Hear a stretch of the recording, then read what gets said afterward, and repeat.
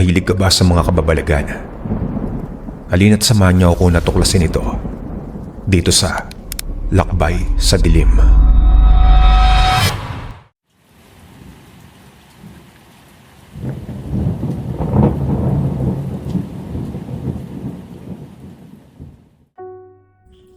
Ang kwentong ito ay hango sa totoong buhay.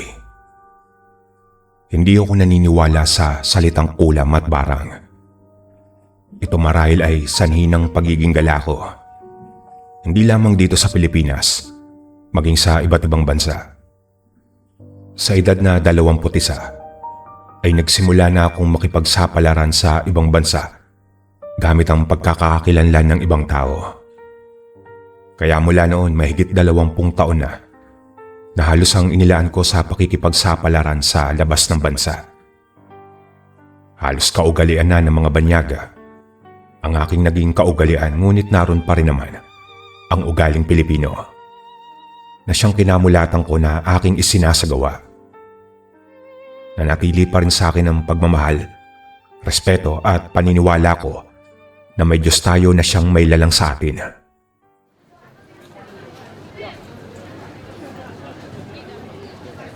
Taong 2015, sinubukan namin ng aking pamilya na makipagsapalaran sa isang probinsya sa Mindanao. Nawili kami sa mga murang bilihin dito. Masasarap na durian na inaayawan ng iba dahil sa mabahong amoy nito. At ang tahimik na lugar. Mababait ang mga tao dito. Karamihang naninirahan dito ay ang mga lahing Kalagan, Mandaya at iba pang mga lahi. Ngunit minsan may pangyayaring hinding-hindi ko makakalimutan. Minsan nawerduhan ako sa isang matandang lalaki na bigla na lamang sumulpot sa aming bakuran. Nagwika ito ng malakas at nagsabing isa raw siyang bantog at mahusay na manghihilot sa kabilang baryo. Kinausap niya ako at hiniling kung pwede raw ba niyang hipuin ang aking mga anak dahil pupulsuhan niya ang mga ito at sa isang hipo niya, gagaling sila sa kanilang mga karamdaman. Hindi ako pumayag dahil parang may bumubulong sa akin na hindi mabuting tao ang matanda. Tinanggihan ko siya at pinalis, sabay nagwika ng, Salamat na lang po, Manong. Pero wala pong sakit ang aking mga anak. Awa ng Diyos. Pagkasabi ko nito, bigla itong umalis na nag-iwan sa akin ng masamang titig. Kinagabihan, may 2 pusang nag-aaway sa labas ng aming bahay. May isang pusang gala kasi akong pinapakain sa labas ng aming bahay. At pagdating ng gabi, napapansin ko itong natutulog sa mesa na inilagay ko sa labasan. Dinig na dinig ko ang matinding away ng mga pusa. At pagkatapos nito, may biglang pumagaswas, kasabay ng tunog na.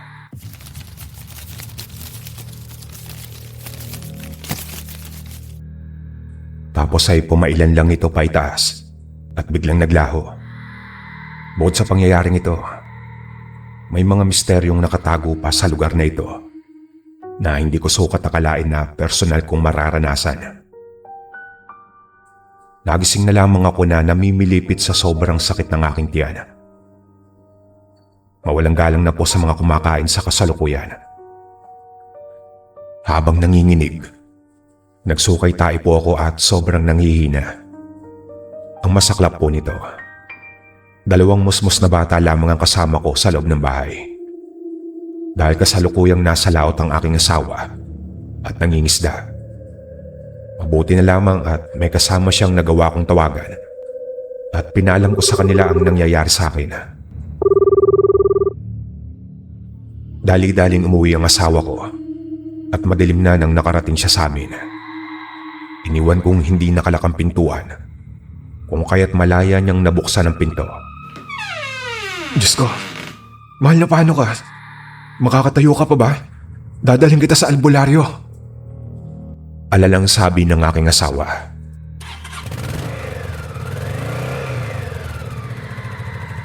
Nagmotor kami patungo sa bahay ng manggagamot. Ito ang una naming pinuntahan sa halip na ospital. Normal na ang ganitong tagpo sa probinsya. Unang tinutungo ang mga albularyo kesang ospital. Pagkarap ko sa albularyo, pinulsuhan ako hinilot sa tiyan. At habang ginagawa niya ito, narinig ko siyang bumubulong o nag-uusal ng mga dasal. At kapag dakay, pinainom ako ng langis. Wala itong lasa, ngunit naamoy ko ang matapang nitong amoy na katulad ng lumang langis na nyog. Tinis ko ang amoy, kasabay ng aking pag-aalala na baka lalo akong magtay habang ginagamot. Siyempre pa dahil langis ang aking ininom. Pagkatapos ng gamutan, sinabi sa akin ng albularyo na pinikpik daw ako. Ito ay isang uri ng kulam na kapag hindi nagamot, ay magiging sanhi ito ng aking kamatayan dahil sa sobrang sakit na aking nararanasan. Tinapik lamang daw ako sa balikat nang hindi ko namamalayan.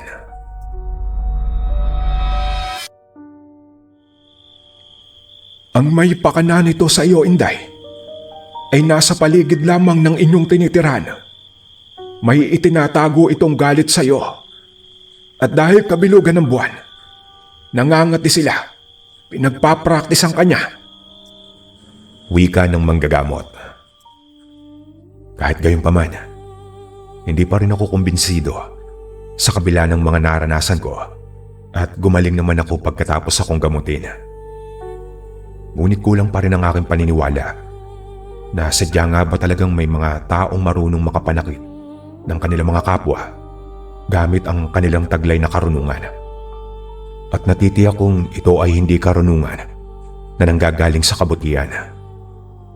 Naging normal ang aming pang-araw-araw na buhay. Hanggang sa isang araw, bigla na lamang nagkasakit ang aking asawang si Lando. Namimilipit ito sa sobrang sakit ng kanyang tiyan.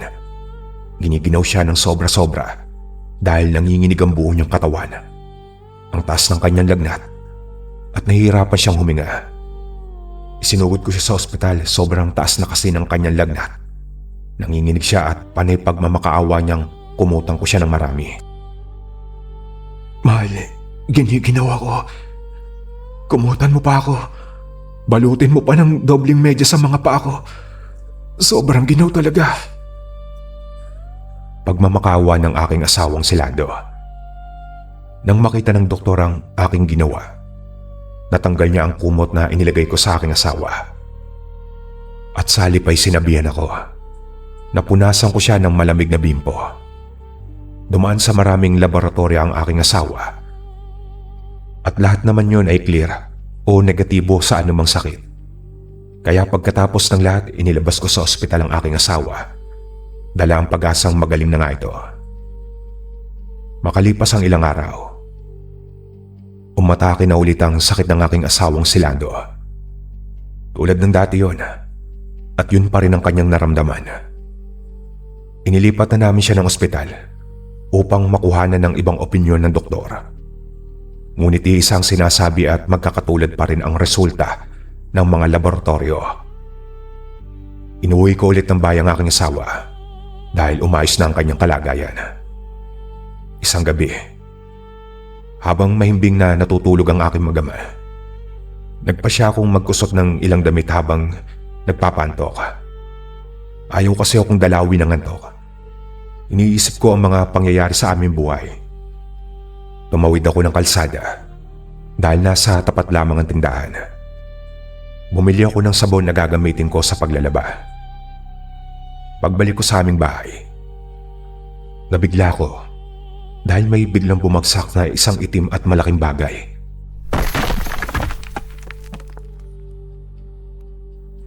Dinig na dinig ko ito para itong isang malaking bunga o langka na bumagsak sa lupa. Hindi lang pala ako ang nakakita nito, kundi pati na rin ang kapitbahay namin, at sumigaw pa ito ng, "Hala, sinong lalaki yan? Paano napunta yan sa inyong bubong? Bakit siya nahulog?" Sigaw ng aming kapitbahay. Pero sa maniwala kayo at sa hindi, sa isang kurap lang ng aking mga mata, biglang naglaho ang lalaking kanina na bumagsak sa harapan ko at isang paniki ang biglang lumipad papalayo. Simula noon, malimit na naming naririnig na may mga yabag ng tao ang marahang naglalakad sa aming bubungan. Hindi na lamang namin ito pinapansin. Lumipas ang halos 3 linggo. Sabado, dakong alas 7 ng gabi, bumalik ulit ang naramdaman ng asawa ko. At sa pagkakataong ito, labis na ang kanyang panghihina. Namamaalam na siya sa akin at sa aking mga anak. Hindi na raw niya kaya. Gusto na raw niyang sumuko dahil sa sobrang sakit ng kanyang nararamdaman. Lumaban ka, mahal. Huwag na huwag kang bibitaw alang-alang sa ating mga anak. Umiiyak na pagmamakaawa ko sa aking asawang si Lando. Habang namimilipit ang asawa ko sa sobrang sakit, naramdaman kong may biglang dumapo sa aming bubungan. Hindi man ako naniniwala sa anumang kulam, ngunit naniniwala ako na may aswang. Dinasalan ko ito. Dasal na natutunan ko sa aking ama. Tinuruan niya ako ng isang dasal o orasyon bilang pantaboy sa mga masasamang elemento. Bukod pa rito, sinambit ko rin ang dasal na ama namin. At pagkatapos nito, nakita ko ang aking asawa na bahagya siyang kumalma. Sa tansya ko ay pinagtulungan siya ng mga masamang nilalang. Labis ang aking pagtataka sapagkat bakit tuwing Sabado siya inaatake ng kanyang sakit at nangyayari ito pagsapit ng kulimlim. Isinugod ko naman ang asawa ko sa malaking pampublikong ospital dahil tinanggihan na kami sa pinakamalapit na ospital sa amin. Hindi ko na alam ang aking gagawin. Halos panawan na rin ako ng pag-asa. Nagagaling pa kaya ang asawa ko o ito na ang kanyang katapusan? Basta hindi ako susuko alang-alang sa aming mga anak. Kailangan kong iligtas ang asawa ko. Paulit-ulit ang mga pangyayaring katulad ng mga nakaraan. Awang-awa ako sa aking asawa habang nakikita ko ang kanyang mga paghihirap. Nanatili kami ng 2 linggo sa ospital dahil sa paulit-ulit na laboratory test na walang nakikitang sanhi ng karamdaman ng aking asawang si Lando. Ngunit bakit sobrang taas ng kanyang lagnat? Bakit namimilipit siya sa sakit ng kanyang tiyan? Bakit hinahabol niya ang kanyang paghinga dahil nahihirapan siya? Pakiwari niya sinasakal siya ng mahigpit. Natataranta na ako kung ano ang aking gagawin. Tuwing nakikita ko ang aking asawa na si Lando na sobrang nahihirapan, napapaiyak na lamang ako habang nagdadasal para sa kagalingan niya. Minsan pang kinausap ako ng doktor na baka kailangan ng opera ng aking asawa para malaman ang dahilan. Sa isip-isip ko naman, hindi laruan ng asawa ko upang pag-aralan ng mga doktor, kaya labis akong tumutol. Dok, total wala namang nakikitang sakit sa asawa ko. Ngunit ganun pa rin ang kanyang nararamdaman. Ilalabas ko na po siya ng ospital. Walang masama na maniwala sa albularyo.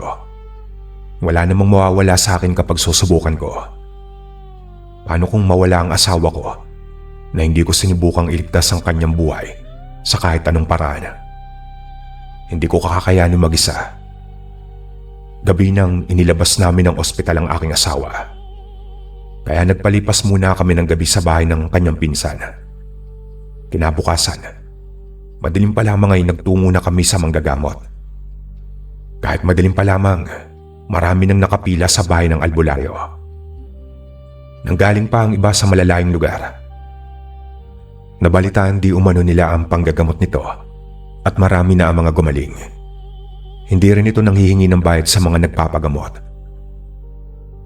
Pagpasok namin sa healing area, tumingin sa amin ang manggagamot at humingi ng paumanin sa mga nakapila na kailangang unahin na muna daw niya ang aking asawang si Lando dahil delikado na ang lagay nito. Agad namang kumuha ng isang basong mainit na tubig ang manggagamot na kanyang nilagyan ng kinilikil. Gamot ito sa mga nilalason na mga mambabarang. Sabi nito sa amin, pasalamat daw kami at umabot pa sa kanya ang asawa ko. Dahil huling Sabado niya na ito, tatapusin na raw ng kung sino man ang nangulam sa kanya sa pamamagitan ng bulong sangin. Matindi raw na kaalaman ng itim ang dumali sa asawa ko. Ngunit nakontra niya ito pagkatapos inumin ng aking asawa ang kinilkil.